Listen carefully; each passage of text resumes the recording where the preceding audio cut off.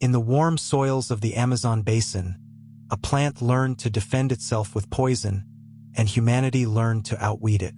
Cassava, known also as manioc, yucca, and tapioca, is a woody shrub whose swollen roots hold the energy that feeds nearly 1 billion people today. Yet within those roots lies a quiet threat.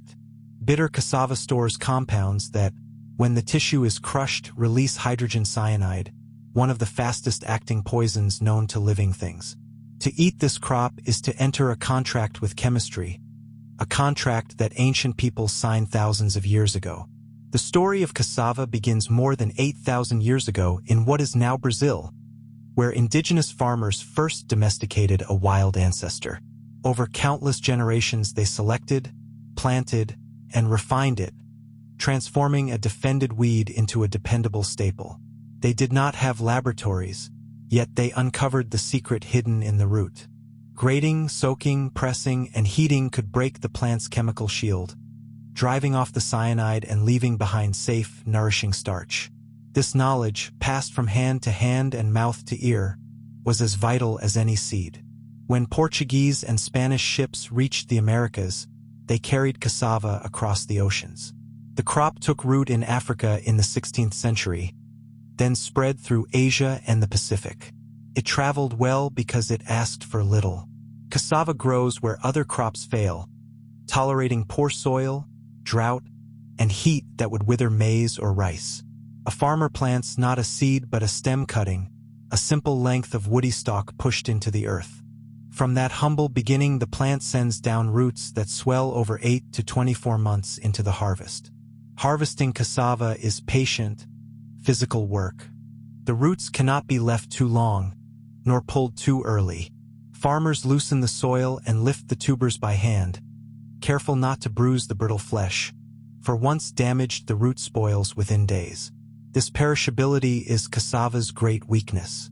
Unlike grain that can be stored for years, the fresh root demands swift processing. And so across the tropics, the rhythm of harvest is followed at once by the rhythm of preparation. In African villages, women peel and grate the roots, then ferment and press them into flour, into the dish called fufu, or into the dried granules known as gari. In South America, the same plant becomes farina and the flat bread of the forest peoples.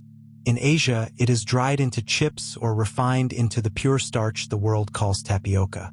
Each tradition is a different answer to the same chemical question: how to release the poison and keep the food. The cost of getting it wrong is real. Where hunger forces shortcuts, where roots are eaten without proper soaking or cooking, chronic cyanide exposure can cause a paralyzing illness of the legs, a condition recorded across parts of Africa during times of famine and drought. The very trait that lets cassava survive hardship can wound the people who depend on it most. This is the paradox at the heart of the crop. Its toughness is its poison, and its poison is its toughness. The bitterness that warns animals away is the same defense that lets the plant endure where softer crops perish. Today, cassava ranks among the most important sources of calories in the developing world, third among staple crops in the tropics. Scientists now breed varieties with lower cyanide and stronger resistance to disease, while the starch flows into food, paper, textiles, and biofuel across global markets. From a defended shrub in the Amazon to fields on every tropical continent, cassava has fed empires, survived famines, and crossed every ocean.